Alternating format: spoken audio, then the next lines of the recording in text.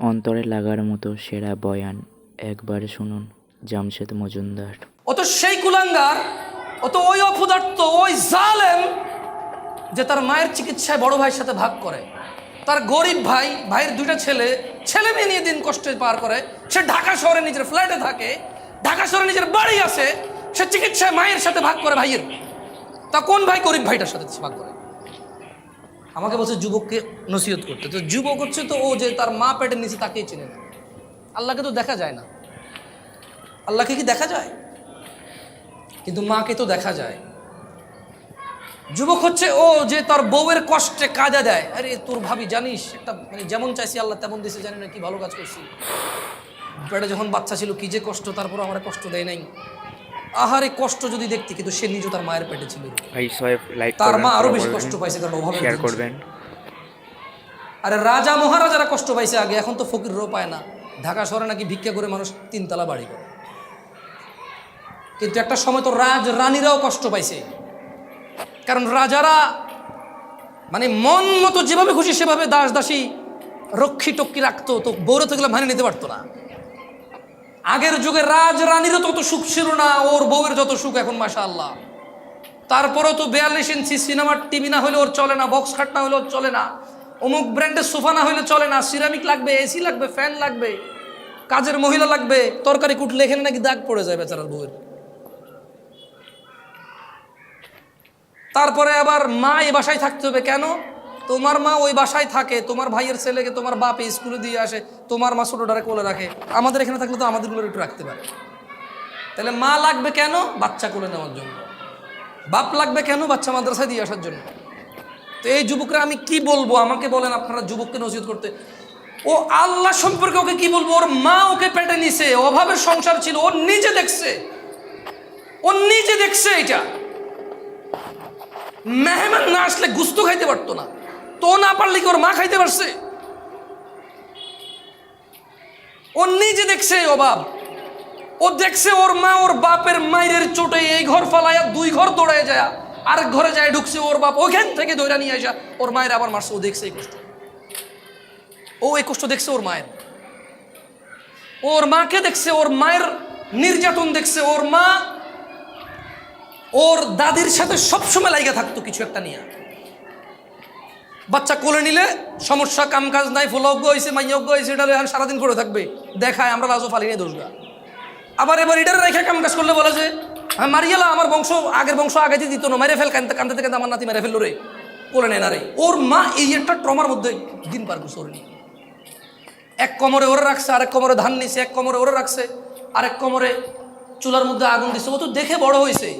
ও তো সেই কুলাঙ্গার, ও তো ওই অপদার্থ, ওই জালেম যে তার মায়ের চিকিৎসায় বড় ভাইয়ের সাথে ভাগ করে। তার গরিব ভাই, ভাইয়ের দুইটা ছেলে, ছেলে মেয়ে নিয়ে দিন কষ্টে পার করে। সে ঢাকা শহরে নিজের ফ্ল্যাটে থাকে, ঢাকা শহরে নিজের বাড়ি আছে, সে চিকিৎসায় মায়ের সাথে ভাগ করে ভাইয়ের। তা কোন ভাই গরিব ভাইটার সাথে ভাগ করে? ও হচ্ছে এই কুলাঙ্গার, ও হচ্ছে এই নির্দয়, এই জালেম। ওরে আমি, ও তো বয়স বেশি না, তো ও তো যুবক, এখন ইয়াং, 40 হয় না, বয়স 40 হয় নাই। ওর বয়স 40 হয় না। ওর বাপে ওরে পড়াশোনা করানোর জন্য বাকি 2টা ভাইরে কামলা খাটাইছে। এগুলো এখন কামলা। বাপে জমি বেচে এরে পড়াইলো, জমি বেচে এরে বিদেশ পাঠাইলো, এখন যত কিছু ইনকাম করে সব ওর। আবার ঘর ভিটা ওর বাপের 60 সিমেল, 5 কাঠা, এইখানে 4 ভাইয়ের ভাগের মধ্যে ও 1 ভাগ রেখে দিয়েছে। বরং চাইতেছে যে ভাইদেরকে টাকা দিয়ে ওটা পুরোটা নিয়ে নেবে, সে ডুপ্লেক্স বাড়ি করবে সে ওখানে। মাঝে মধ্যে যায় তো, শীতকালে একটু গরমে ছুটিতে টুটিতে যায় 2-1 দিনের জন্য। একটা ডুপ্লেক্স বাড়ি না হলে হয়? বংশমর্যাদা ঠিকই নাকি? তা আমি ভাই যুবক তোমাদের কি বলবো ভাই, বলো। আল্লাহকে তো দেখাইতে পারতেছি না তোমাকে। হ্যাঁ, তুমি এই আসমান খুঁটিবিহীন ওর দিকে যদি তাকাও, তাইলে হয়তো বুঝবা আল্লাহ আছে। তুমি এই আলো যেটা চোখে দেখা যায় না, অথচ সবাইকে দেখতে সাহায্য করে, এ পুরো পৃথিবী আলো ছাড়া আলোহীন।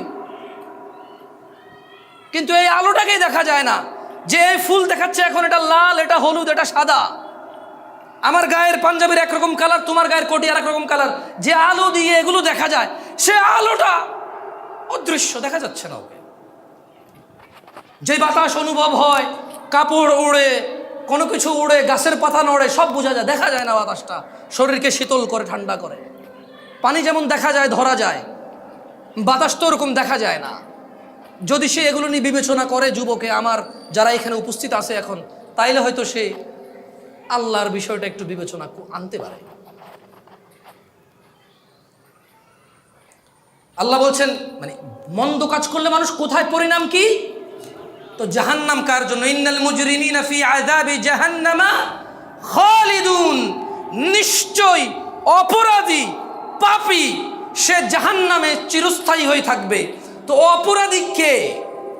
যে জুয়া খেলে সে অপরাধী। অপরাধী কে? যে যুবক বিবাহ বহির্ভূত সম্পর্কে জড়িত আছে সে অপরাধী।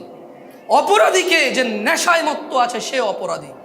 অপরাধীকে তার যৌবন অবহেলায়, উদাসীনতায়, দিনদ্রোহিতায়, দিনহীনতায় যে জীবনযাপন করে, গাধা গরু ছাগল কুকুরের মতো, সে হচ্ছে অপরাধী।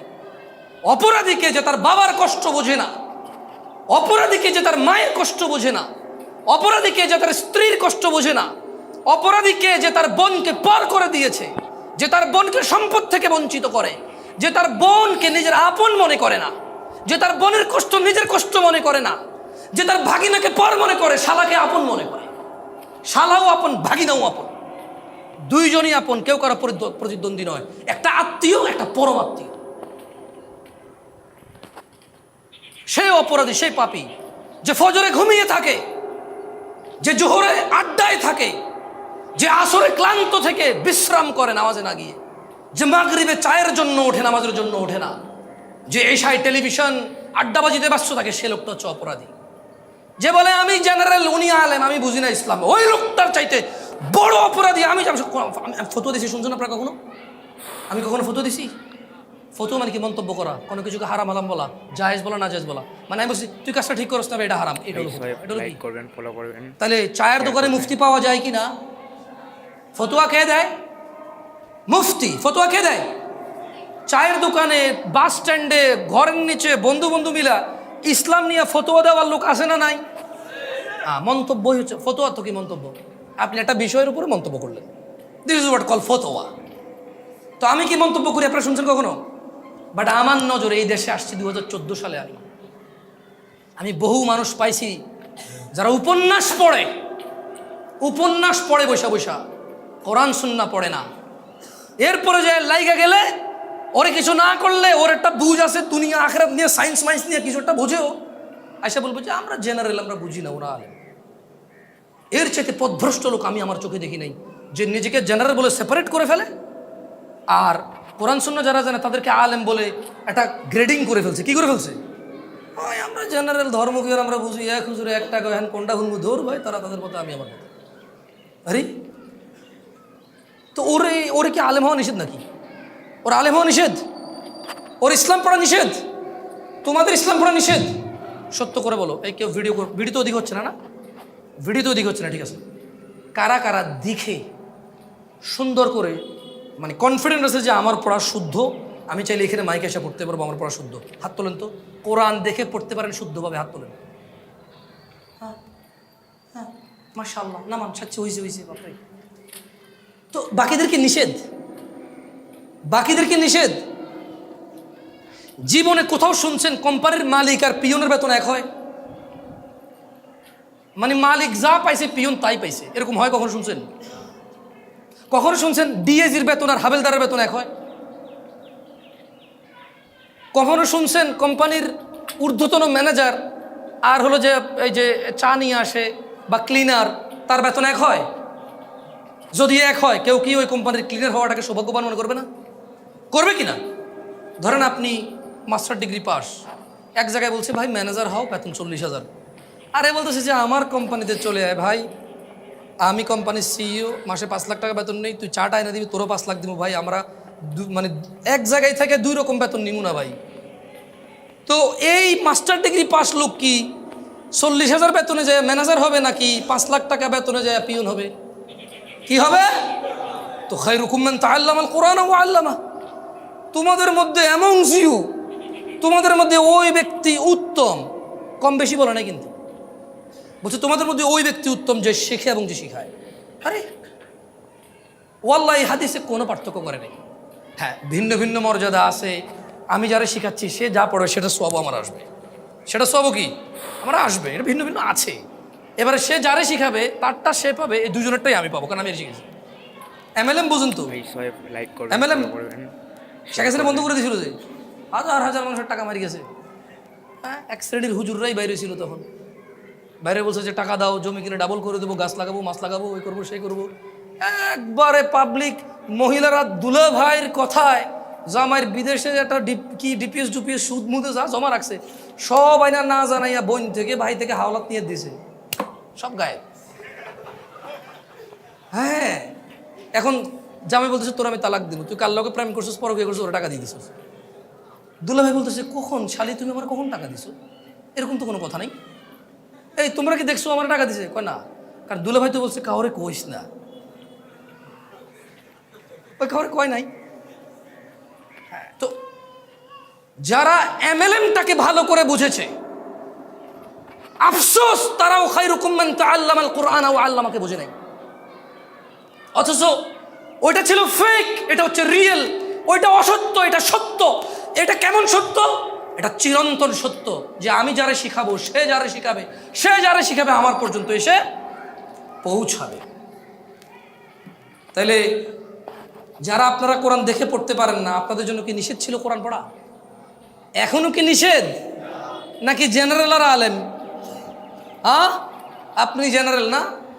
আল্লাহ যদি কিয়ামতে বলে মান রব্বুক, বলুন যে ইয়া আল্লাহ আনা জেনারেল, ইয়া আল্লাহ আন্নি জেনারেল। লা হাওলা ওয়ালা কুওয়াতা ইল্লা বিল্লাহিল আলিয়্যিল আযীম। মাশাআল্লাহ আলাইকুম আনতুমা জেনারেল। জেনারেল মানে কি? সাধারণ। কথা কমতে মানে লুঙ্গি টুঙ্গি একটা ধইয়া যে ওই বেটা ফকিরের বলা কে আছে আমাদের চেয়ে এলাকায় কথা কইব, কিন্তু ইসলামের সাথে আনা সাধারণ।